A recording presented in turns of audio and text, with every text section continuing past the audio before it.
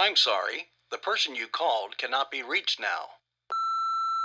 Listen, I'm not really sure why you haven't called me back. You are calling me back, right? Just call me back. You've got my number. We'll talk soon. I hope you have No, we'll go to Greenblatt's because Daughter's Deli closes early. I haven't been. My brother went. He said- Greenblatt's is, I think, the freshest deli I've been to in Los Angeles. You guys ready? Factors Yes. is good. Where? Factors. You need to see a doctor.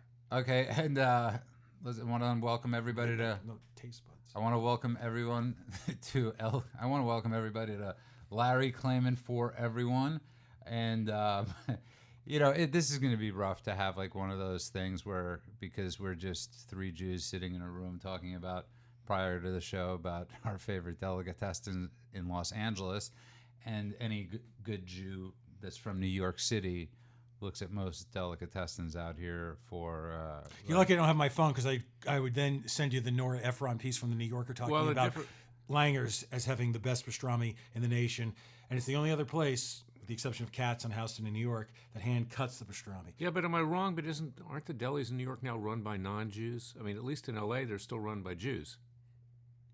Not that it matters, but well, obviously, if you want to, obviously it does matter. If you Larry. get au jus, you have to get it from a Jew. But I'd like to welcome to everybody to Larry Klayman for everyone, and Larry Klayman is a lawyer and who is for everyone. And I think I met Larry about 3 years ago. I met him at the Beverly Hills Hotel.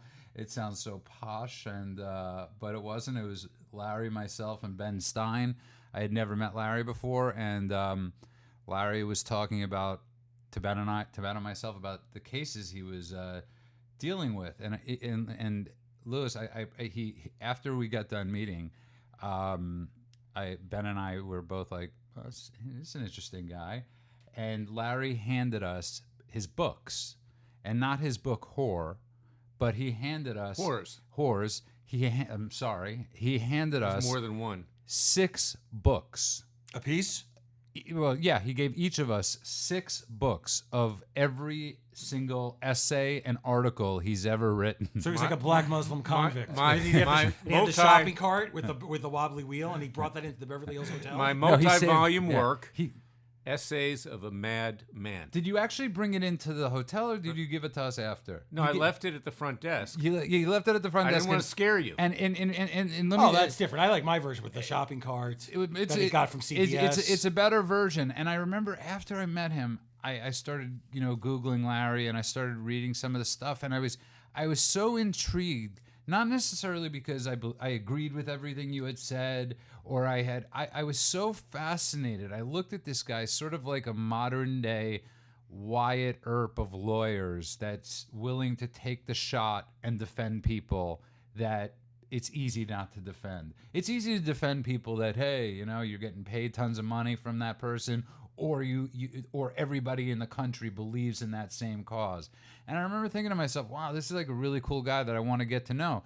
And I met Lewis with our common friend Ashley Hamilton, who's sadly is sick tonight and was supposed to be here, but we met at Greenblatt's Deli, one of the best delis in Los Angeles. And I remember sitting there, and we had just met, and there's this certain thing when you think differently than the rest of the people in Los Angeles do, when you meet somebody that doesn't necessarily think exactly like you, like Larry and myself, or like Lewis and myself. Nobody thinks exactly like. But I remember thinking there's a certain, and people that don't live on the left coast don't realize that when you think differently, and it doesn't necessarily have to be politically, it could just be that you just think differently, whether it's comedically, whether it's politically. When you meet, there's a real isolation out here. It's a breathtaking isolation. It's hard to find a girlfriend if you're not married. If it's hard to find guy friends in the sense because everybody's scared to actually be open and honest. And Lewis and I met that night. We hit it off. And I remember thinking when I met Larry, I said to myself, man, this guy, we have to bring you into the two, you have to be relevant. You have to be as relevant as you were to the Clintons. Now is an even more important time for somebody of you that thinks like you do to become the rabbi to the priest to, since you're a Messianic Jew, you go both, High priest. You're a high priest. And I started reading about you in Judicial Watch, which is, an organization that you started that you don't belong to anymore, but which is used every night on Fox News, and now you started Freedom Watch. Well, the way I fashion myself, you asked me in another show how I describe myself. And I'm not equating myself to John Adams. I'm not as great as John Adams, okay? But John Adams took unpopular cases. He almost lost his law practice. He did lose his law practice defending the British troops on Boston Common when they were provoked and the colonialists, caused them to shoot at them and kill some of them. And that's how I see myself, is that I have to believe in something. I always have to have a cause. I have to constantly try to change things. And you're born with that, really. Yeah. And you can't escape it. And back in 2003, I ran for the U.S. Senate in Florida. That's my home state. And I really didn't like it, okay, because I'm better from the outside. I didn't like mouthing the same nonsense over and over again. It got very, very boring. And I don't know what I would have done if I was in the Senate with 199 other senators, to drive me insane. So, I'm doing what I love to do, but I get frustrated because I see what's going on today, and I see these federal judges who are 99.9% political hacks that have been put there because of political patronage, and they don't have the courage to do what needs to be done on both sides of the political aisle. And Lewis, I got to tell you, one of the funniest and most interesting things that I love about Lewis is that Lewis posts on Facebook constantly, or he used to, at least when I was still on Facebook, and they are some of the most incendiary comments you'll have ever read to some, and I find myself cracking up to his posts, and this is after we met that night, and I remember thinking to myself, we love to sometimes call people snowflakes, right? People that get offended by everything. And there's a difference between being offended by everything and the feeling of isolation.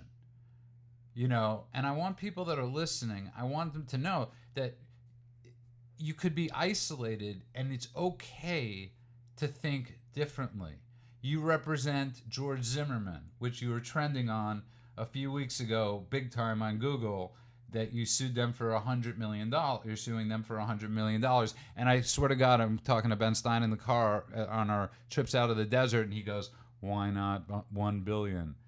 And that was his comment. Why $100 million? And I remember thinking to myself, I know why you're defending George Zimmerman, because it's not popular. Well, you take the heat for that, Judah, is that when I did that, ABC, which was obviously influenced by George Stephanopoulos on his show, they smeared me. During the Clinton era, I got a finding that George Stephanopoulos had lied under oath by Judge Royce Lamberth. Right. Stephanopoulos hates me. He's the nastiest person I've ever encountered. Didn't you sue him for something? Well, I probably did. I've for his driver's license or something. No, not that. I mean, look, the guy's a midget, okay, both intellectually and otherwise. Yes. And they smeared me on ABC. Most people understood why I brought the case for Zimmerman. I explained it to them, and I can explain it more in this show or another show.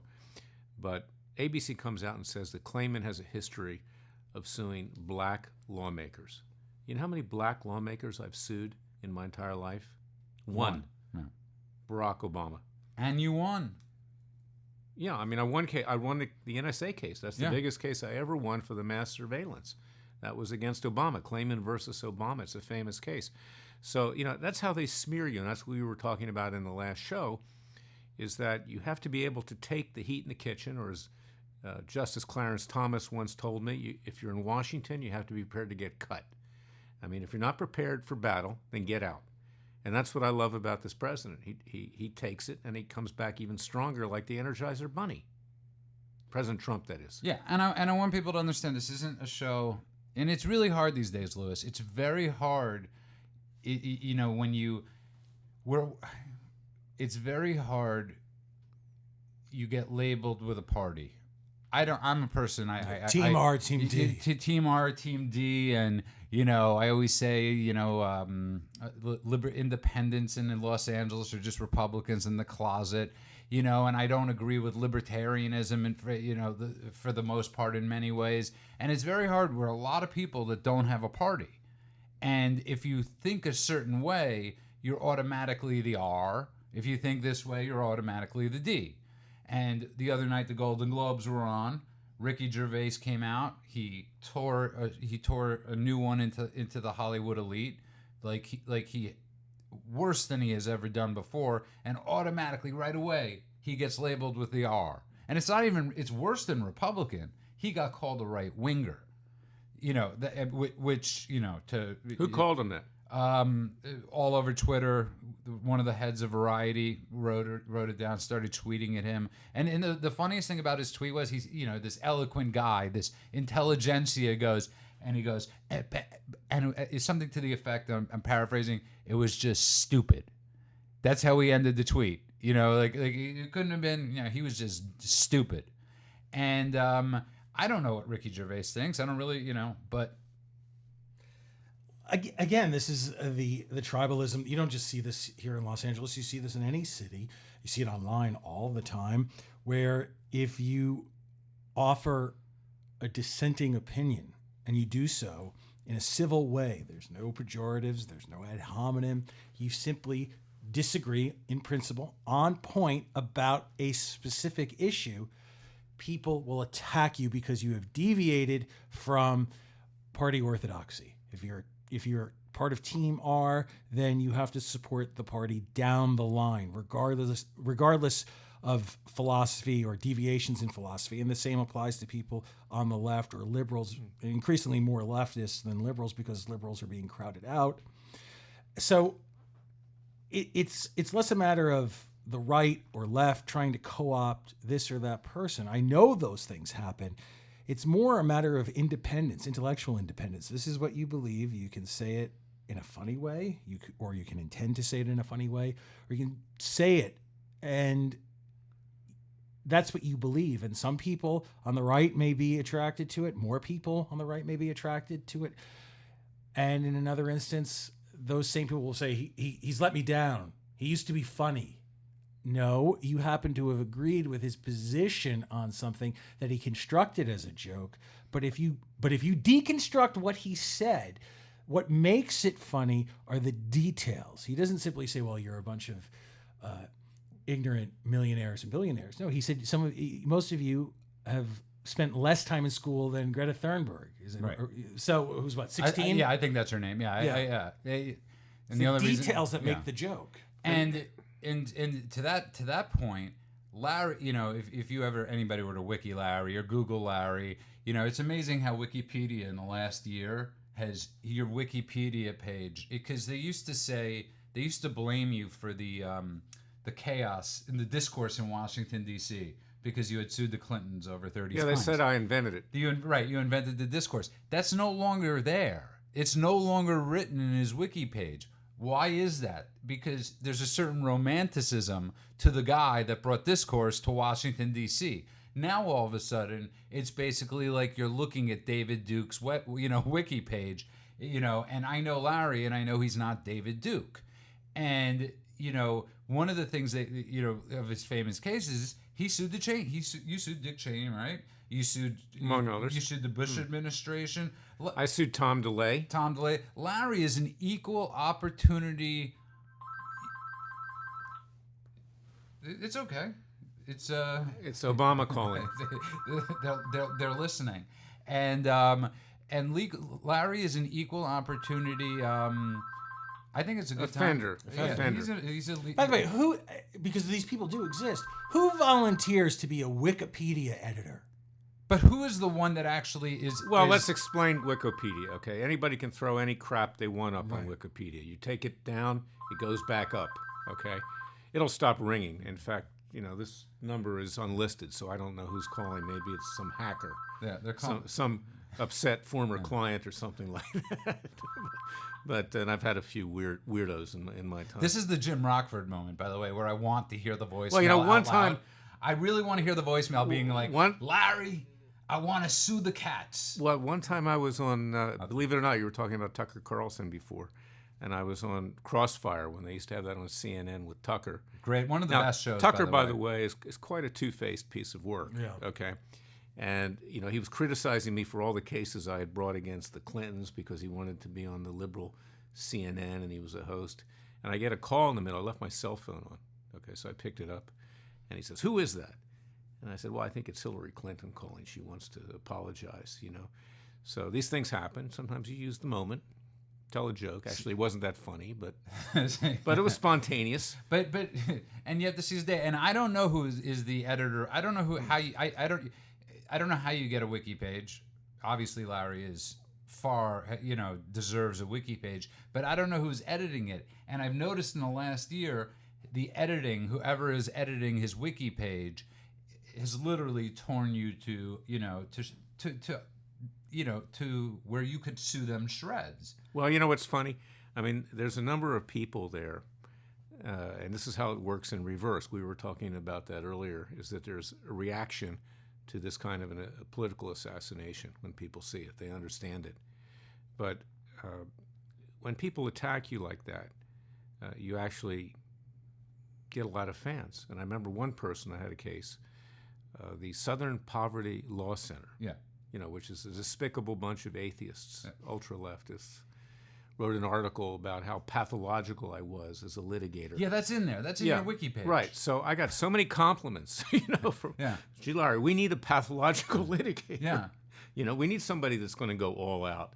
Or when Clinton accused me through James Carville of, quote, suing my own mother. They didn't know the story. And I want to save that. I want to save that reveal. Yeah, no, let me just give it briefly. I did that because my stepdad and my mother had dementia and later Alzheimer's, took advantage of her, and they stole all of my grandmother's money as she was dying, and they abandoned her. I stood there for my grandmother. I took the heat, and the Clintons smeared me with it. And then Chris Matthews, and at that time Charles Grodin had the show, on CNBC, and I became the worst person of the week, just because they took that hook, line, and sinker. And I demanded to go on. I explained the story, and both of them said, "Larry, we understand. You did the right thing. You stood there for your grandmother." So when people attack you like that, they can see through that if they're smart. The problem is most people believe what they see online. If it's Wikipedia, it's got to be the truth. I mean, I don't know when Wikipedia became the source for people's lives. You can get lost in a Wikipedia wormhole. I have. Yeah. But it's the pages on really esoteric stuff, high-level math and science, which already is a separate language. That's where I want mathematicians and physicists and scientists in general to say, yeah, this is right, or it's wrong. Because, again, I have no idea who's editing this. And Philip Roth, the late Philip Roth, had to publicly post, he did this through the New Yorker, because his requests to the powers that be at Wikipedia went unanswered. He said, there's erroneous information on my page, and I've tried to have this corrected several times, and it's gone uncorrected. So he went so far as to use the New Yorker as a forum to post this open letter, and ultimately it was changed. But when you have a personality like that saying, "No, this didn't happen. Yeah. This didn't happen," or "You're taking this from one of my novels," or this information you have is wrong, and I can substantiate it. It speaks to this phenomenon that is Wikipedia. Let's use this as a transition to get to what they're doing to Trump today with regard to Iran. Yeah. Okay. The smear jobs that are coming out, both from the Democratic left and also from the rhinos in the Republican Party that have always wanted to stick a knife in Trump's back. And they see vulnerability now through impeachment, through people like Rand Paul and others who try to make nicey nice with the president, but when they get the chance, they want to stick the knife in the back.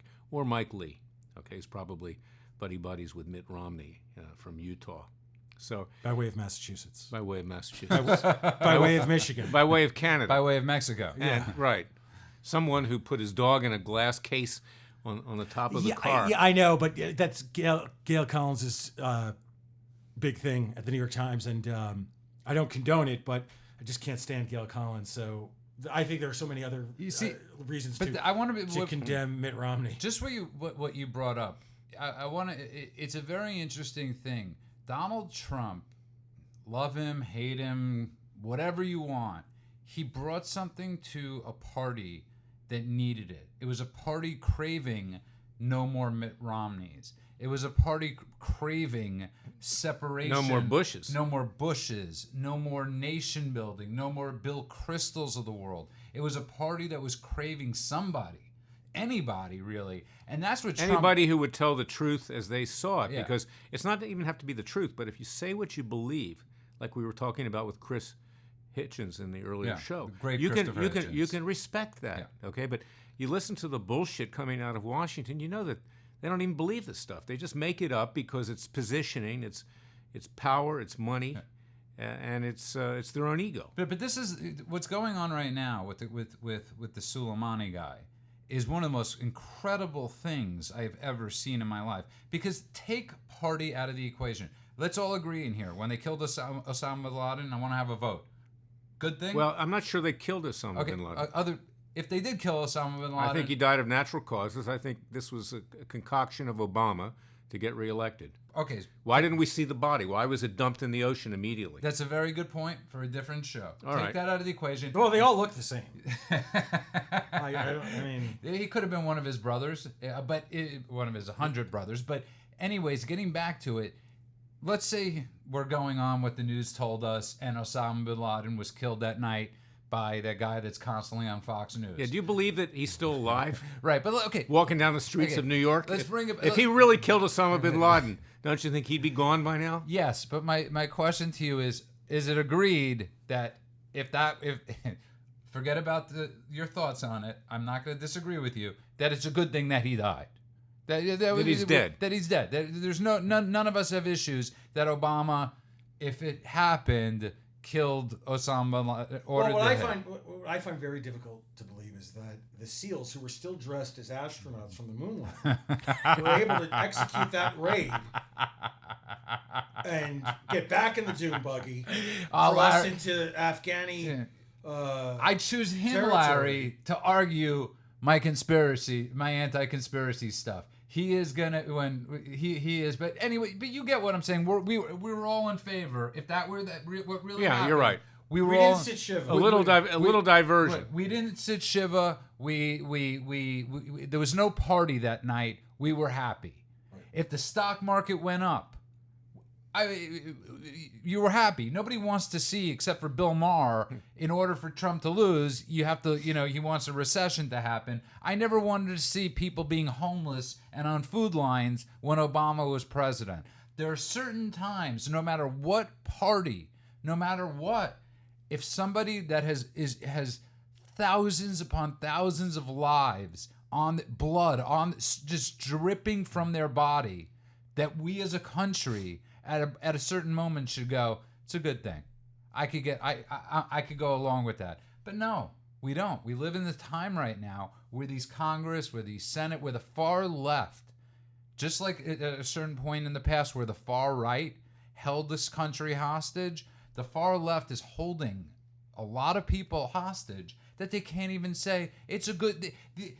They're at the point where I don't know, the next Democratic debate, there's going to be one of them that says, I really mourn the loss of ISIS. Maybe we shouldn't have gone so hard. I was watching MSNBC today. You saw it when you came in. And there was a commentator there, a female commentator, saying, gee, Iran really acted well here. You got to give them some credit. Yeah, give Iran credit, right, after you kill hundreds of thousands of your own people, after you put people in Iran prison, torture them. I have clients,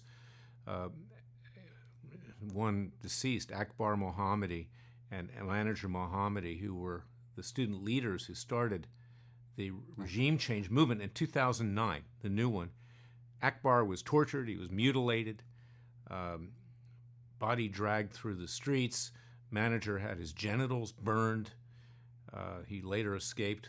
Miraculously, he went to his brother's funeral and fled to Turkey, and and was brought over here. Anytime you have to say fled to Turkey, it's already bad. Yeah, right, that's exactly. Fled to Turkey. And CNN International yesterday had the woman I'm just saying, on. these people are barbarians. No, it's They're absolutely barbarians. stone cold. And CNN International yesterday had on the woman from that was made famous by with the hostage situation as being the speaker for the Ayatollahs. They had her on yesterday as I don't know what they had her on as, but they didn't label her as the woman terrorist that was the spokesperson for. And here's the sad part. We were talking before. We were eating dinner. We were shooting the proverbial shoot, and we were talking about reading and people most and this isn't a matter of being smarter or whatever. Most people sadly learn their information now from movies, right?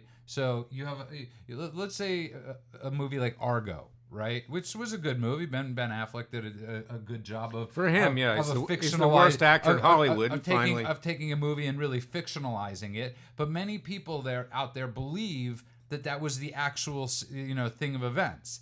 And you have and there's a debate in there about the Shah. They should return the Shah and the prisoners will be free.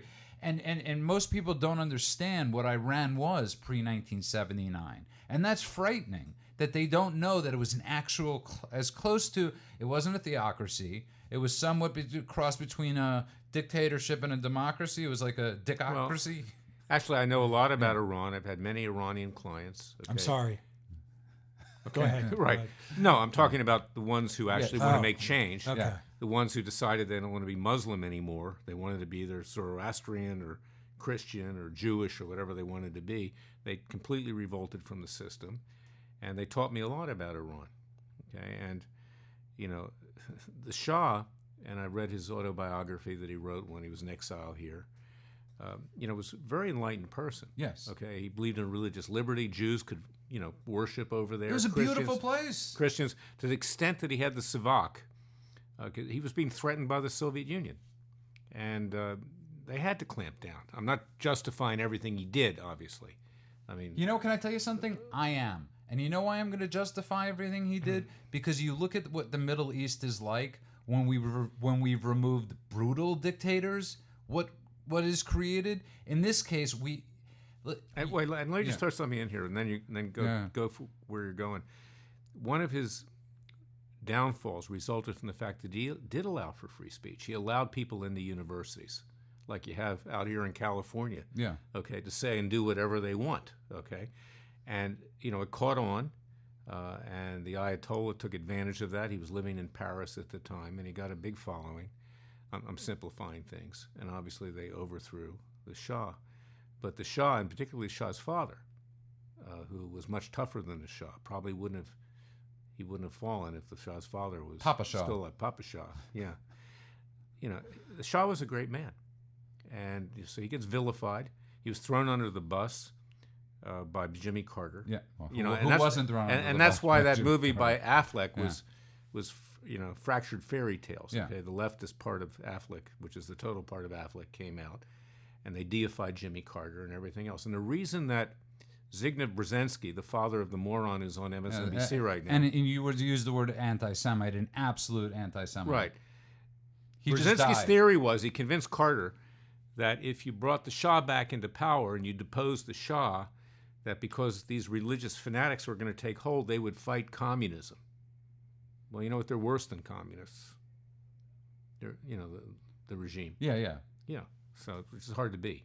No, I mean, but this is the part you're talking about. People do not. I mean, it's a fascinating thing that as Americans we're not taught history, or we're taught taught geography. We're not taught. We're not right. We're not taught Forget geography. history. Right. That's right. Most people. We're can't. still at Pangea in most American elementary schools. Yeah, I mean, no, it's a frightening thing, and this isn't this. It's sort of like if. When I got sober. When I got sober, somebody said to me, "You're going to hear a lot of stuff, right? You're going to hear a lot of people saying a lot of different opinions." And somebody said to me, "If you're ever curious, read the book, because if it's in the book, it's applicable. If it's not in the book, it's just some schmuck's idea, And that's really where we're at. Is we have, it's like Paul Krugman today. This is a true story. What a despicable human being. He claims that somebody hacked his IP address and with child pornography. And he just happened to have child pornography on his. That it was through his IP address that somebody hacked his. Let me just say, and I do not share his politics. I would not be surprised if that were done by someone intending to set him up. 100%. But you don't need to set Paul Krugman up. Yeah. This is the guy who said after the 9/11 attacks that Enron would have the demise of Enron would have a more lasting impact on the state of America and the economy and culture and foreign policy than the attacks on the towers and the Pentagon. The same guy that predicted that the second Trump won, the economy was going to go down. And this is who students across America in universities are learning from. And I don't. Yeah, and I might add, this is something which we can say that non-Jews can't say. The Jewish left is a threat, not just to Jewry, but they're a threat generally. And Krugman's part of that Jewish left. It's a very, and I got to say, it's a very hard thing to talk about. It's a very hard thing to write about. And most Jewish people are not of the Jewish left. I've started something. No. Go to Freedom Watch, the coalition of the Jewish right, because this Jewish left is fomenting a backlash which is increasing the anti-Semitism in this country. I believe that. Well, it's been going on for the better parts. You have college professors that romanticize Trotsky. I mean, and Trotsky was an absolute... And Marx. Right. Stone Cold. Linsky. Yeah. The Weather Underground. And a whole lot of them. Noam Chomsky. And that's just for starters. Look who's on. Look, I'm not anti-Semitic, okay? But it's okay if you are. No, but if I tell you something, the Jewish left could turn me into an anti-Semite. I mean, that's the irony. You remember the Woody Allen movie Zelig? Yes, where they asked him why he became a chameleon, and he said because the next door neighbors were anti-Semites, and worse, my parents sided with the anti-Semites. Listen, here's the problem. You're right, and there's been no better friend to the Jews, to Israel, or to Israel than the evangelical community in America, and they must look at themselves and go, I mean, what the heck is going on here? I don't get it. People ask me all that time, what's the matter with the Jewish people? I say, it's not the Jewish people. Yeah. Okay, it's a minority, the same group of people that brought you Marx, Trotsky, Linsky. Yeah. Hitler, one of his grandfathers, had thought he was Jewish. Well, that's a rumor. Yeah, that's a rumor. That's the same rumor that you said. That's like alligators in the sewers in New York City. But here's the thing, and I'm happy you're bringing that up, because the way they're showing this Soleimani guy, the way they're using him as in martyrdom, is like saying like Mengele was but a scientist. Today, I mean that if Nazi Germany was around at the time, if the left today was in power with the advent of social media, they would be saying that Joseph Mengele was a scientist, Eichmann liked trains, and Himmler Himmler liked gas. They certainly would take that position if Trump was against them. That's exactly right, and it's frightening that this is what bothers me more than anything. You can't be gay in Iran. You can't be a woman in Iran. You can't be free in Iran. This is who the left is. But you can't eat hummus. Good hummus, and we could say hummus. And but Louis, don't you? I mean, it's an attraction. I mean, it's. Well, I tried being gay in Iran and it didn't work. You could try again. Yeah. Well, you know what they do in Iran? They actually advocate you becoming, switching your sex if you're gay. They force that. See, I didn't know that. Yeah. Is this actually? Is this 100% the truth? No, assuming you survive. Okay. Assuming you survive. But here's what's really sad, and let's talk about Beverly Hills. I know that there's 2 Persian communities in this country, Iranian communities, one in Washington, a big one, and one here. And I wish that the Iranian community in Los Angeles, and there's over 1 million Iranians, they call it Tarantulas, okay, because of that.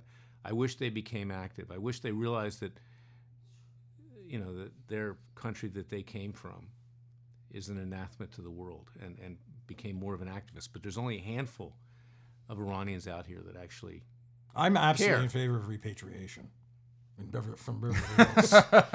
If we want to save the that matter, architecture. anybody. No, but and getting back to come full circle, this is sort of the Ricky Gervais point when he was lecturing Hollywood. If you're going to speak, know what you're speaking about. If you're going to come on like that dimwit Patricia Arquette and say something about us in Iran, know that if you're Patricia Arquette, you can't be Patricia Arquette in Iran. This is the lack of critical thinking that drives me up the wall. You can make a movie about Iran, but you can't make that movie in Iran. And I'm not saying, did they not realize, like Wonder Woman probably wasn't shown in Iran because it was starring an Israeli actress, and if it was, they probably put a shawl on her. Well, remember that King David's wife, Esther, was a Persian Jew. It's good to. Yeah, she would be banned today. She'd be killed. And that's a little old school knowledge. Thank you. You're welcome. Thank you, Larry Klayman, for imparting that on us. But that's what drives me crazy about this stuff, though, is that it's like I had written about this a long time ago. I wanted to start a program. Like how there's Doctors Without Borders, Protesters Without Borders.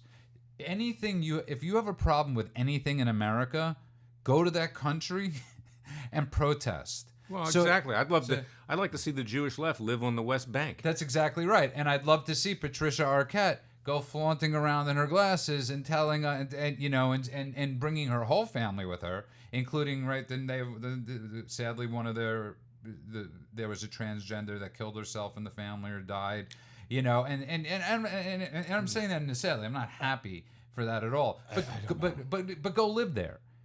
Go live there for a week and see how accepting these cultures are of you. And it's a scary thing. And you guys went to the university systems. How did you went to Duke, you went to Emory. How did you guys come out? We both went to Emory. We both went to Emory. We went to the law school. You went right. Yeah. So you both went to Emory. You went to Duke. Undergrad. I went to I won't mention where I went. And you went to the School of Hard Knocks. I went to the school of Ben Stein. And that's pretty good because Ben's brilliant. Yeah, it's a pretty good school to have gone to. And you know what the greatest thing my teacher taught me? The greatest thing. It's okay to eat food at Mr. Chell. Yes, and to say I don't know. And that's the most important thing. That is the most important thing. When's the last time you heard someone say, I don't know? I don't know. It's like Ben's an economist, and people often say to him, so what's up with the economy? He's like, I don't know. But it's doing okay. That's a conversation I'd love to have with him because economics is not a science. If it were, we would never have recessions or depressions. Right, and that's because we know the formula. Yeah, it's a social science and a bad one. And most people don't realize that his father was a famed economist that helped save the economy of Israel, and also would say, I don't know why. That anybody that's saying what they do know or they don't know. But how did you guys come out of the university systems? Well, I wouldn't say normal, but how did you guys come out thinking differently? Because you must have felt so isolated. Lewis first, because you must have felt extremely isolated. Well, I think I would have felt more isolated if I was in college at a time when there was social media. That wasn't the case. So, because you wouldn't even have an outlet there. Everything would have been foreclosed to you. I just I gravitated toward, or people gravitated toward me, who it's not so much that they shared my opinions on every issue. It's just that we were independent thinkers. Well, when I was at Duke, that was 1969 to 73.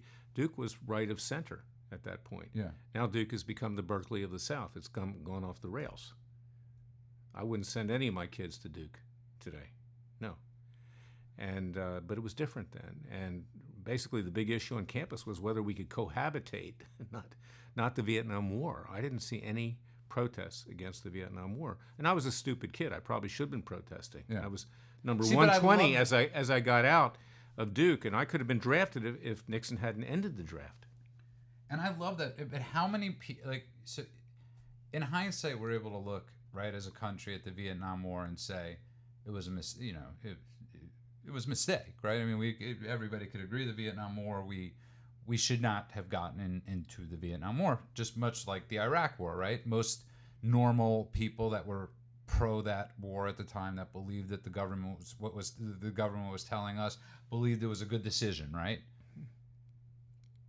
Well,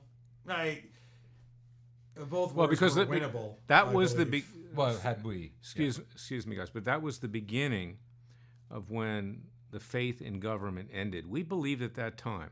Okay, I was coming out of high school, that the president was enlightened by God, that he was in fact speaking for God, and that if he told you something, it was true.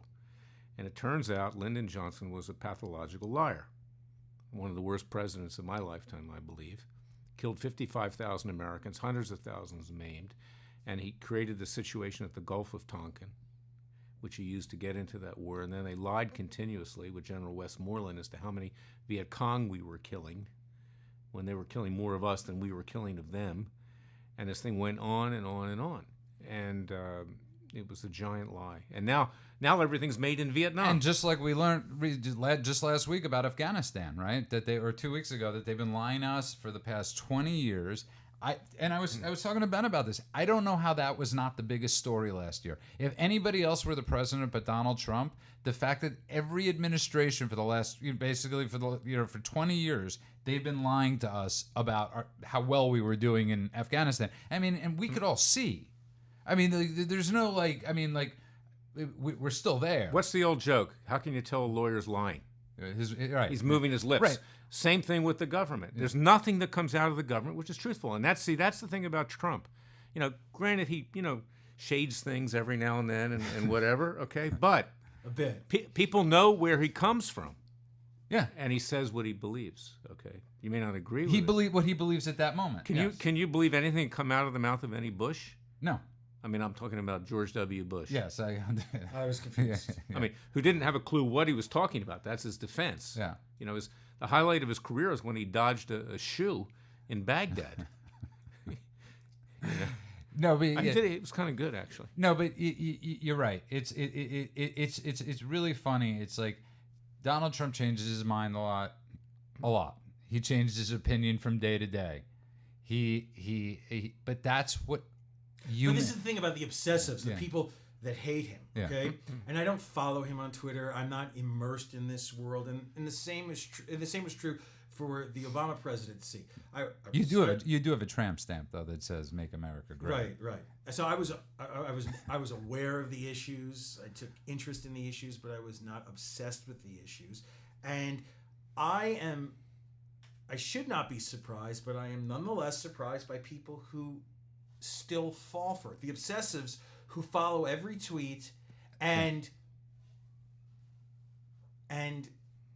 they don't realize how predictable, this isn't a criticism of Trump, but how predictable he is. I know how any scenario or any fight, cyber fight, online contest of words between the president and his opponents or enemies will end. And what's amazing to me is that they don't know his MO. He's very predictable. There's a method to his madness. He's very predictable. The fact that he said in the last few days, I'm going to bomb 52 cultural sites in Iran. No, he didn't say cultural sites. He said I'm going to bomb 52 sites. Basically, Some what of he was them saying happen to be cultural sites. What he basically was saying, I'm going to bomb 52 mosques. Yeah. Okay, that's what he was saying. Yeah. Now, whether you believe him or not, the uncertainty that creates Yes. in Iran, they believe that the lunatic may actually do that. Especially after he took out and their it number worked. 2. And that was Nixon's MO too. People thought that Yeah, he that could theory. push Yeah. he could push the button at any time. And so he keeps them off balance. And I'm not sure he doesn't do that on purpose. He knew he couldn't bomb cultural sites. You don't, here's the thing about mosques. about the president. You don't last to the age of 74, and people will never understand this unless you're from New York. You will never last. You don't last to his age in the New York State real estate business if you're not all there. And you don't last eating at McDonald's and fast food all the time either. Or doing business in Atlantic City when there were certain people that still ran Atlantic City. Or doing business with the mafia that if you cross them will kill you. Yeah, I want people to understand something. I grew up. The mafia is the gambling industry. Yes, it is. Yes, it is. And I want people to understand, because we are running a little bit out of time. And growing up, I grew up an Orthodox Jew. I'm not an Orthodox Jew anymore, but I have no animus towards it. I have a deep respect, actually, for people that find spirituality and religion however they want. But one of the things that I was always fascinated by, and I still am to this day, was I used to you watch these, like, it was like groups of like 4 people studying the Talmud, right? And I was never a great Talmud scholar. I wasn't good at it. Give me a Yankee scorecard, I was great. Argue Billy Joel versus Elton John, always Billy Joel, because he wrote his own lyrics. And Billy Joel was Jewish, by the way. Is. Yes, and I used to watch these people argues and studying the Talmud, and they would eat these things called Reisman's cakes. It was like a kosher cake, and I used to watch them. Yeah, we had that in Philadelphia. And I used to watch them thinking in the beginning, oh my God, they're fighting with each other. Then I realized they were just arguing the law with each other. And then I used to see those same people going out to eat afterwards. And I felt something, I to this day, I find that so romantic. I find the idea of like us sitting around, or whoever it is out there sitting around, being okay to argue. It's okay to argue whether you believe in abortion or you don't believe in abortion. It's okay to argue about bathrooms, if whatever the heck, It's okay, and then to walk away afterwards and eat a piece of Reisman's cake. And if one person, 2 people could just start, first we eat, then we talk. First we eat, then we talk. Yeah, and then we could eat again. Right. And then we get a little nosh afterwards.